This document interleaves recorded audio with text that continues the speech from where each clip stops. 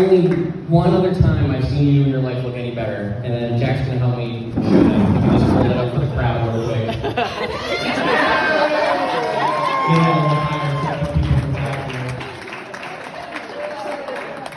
This is Jake's Christmas present from me. I was a little disappointed you didn't wear the armor, I'll be honest, but I don't blame you. This was a lot comfier, but I miss the hair. The hair. I don't know about that. I don't know. Yeah, I know Rebecca does it. If you want to just leave that right in front of you, we'll take it away.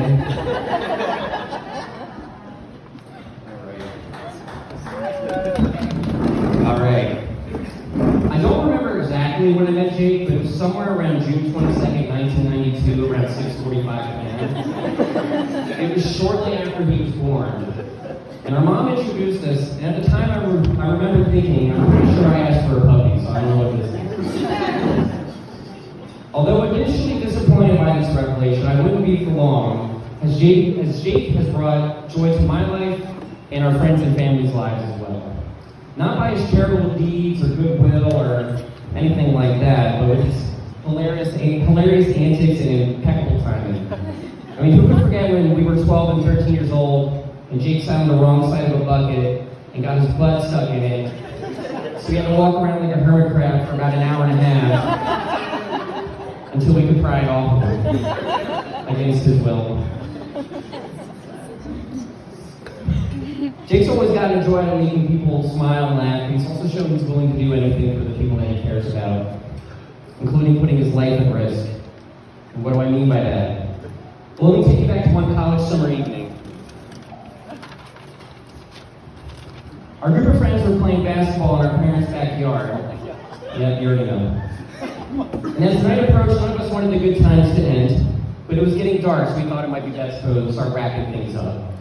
That is until Jake decided to bring out some tiki torches to provide us with light.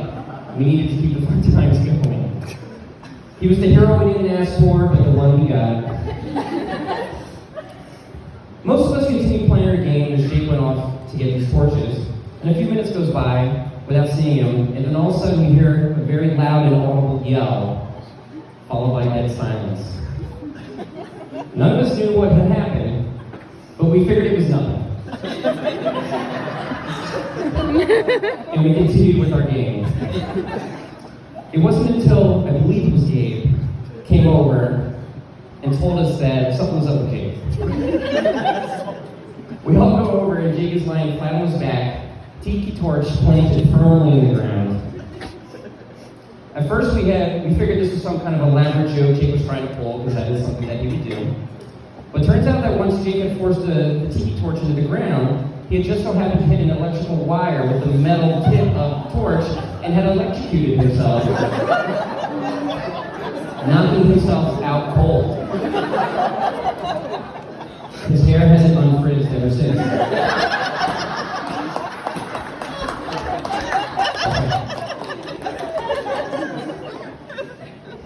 It was a noble sacrifice, all to provide his friends with not just life, but some good laughs at his expense. Unbeknownst to Jake at the time, later in life he would make a sacrifice for me. A couple years ago, Jake told me he was planning on getting a tattoo. All I could think about was growing up, our mom would tell us if either of us ever got a tattoo while living under her roof, she would kick us out. But at this point, neither of us were living under her roof, so to Jake it was fair game. I figured it'd be small, but when he showed it to me, I was surprised to see a castle that covered his bicep from shoulder to elbow, all the way across. I said, "Jesus, Jake, what are you gonna tell Mom?"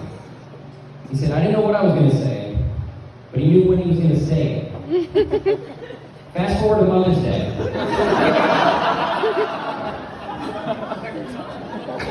Impeccable timing.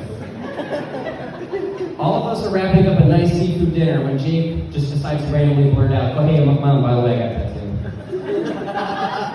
She thought he was joking at first, but he rolled up his sleeve, unveiled the castle he had gotten permanently inked on his arm. First thing she said was, "That's not real." But it was. Needless to say, it didn't go over well. So Jake, I thank you for your noble sacrifice, because now I'll always and forever be your favorite son. Speaking of favorites, Rebecca. Out of all the girlfriends Jake has ever brought home, you are without a doubt my favorite. You're also the only girlfriend he's ever brought home.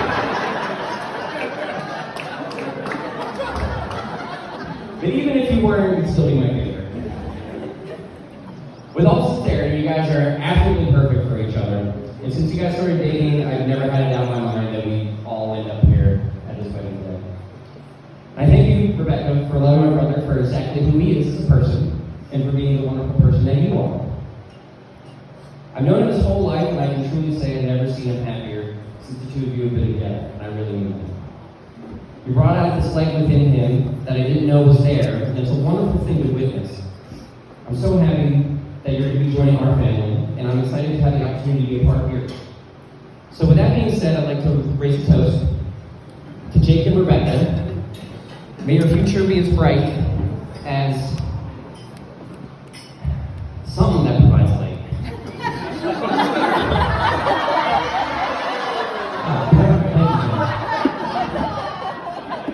This will be perfect. May your future be as bright as a TV torch and twice as electric. Yes, ladies and gentlemen, let's have another nice big round of applause for our best man, Tyler, and Magnificent Jones. Ladies and gentlemen, the rest of the night is please eat, drink, be merry, dance, celebrate, and enjoy.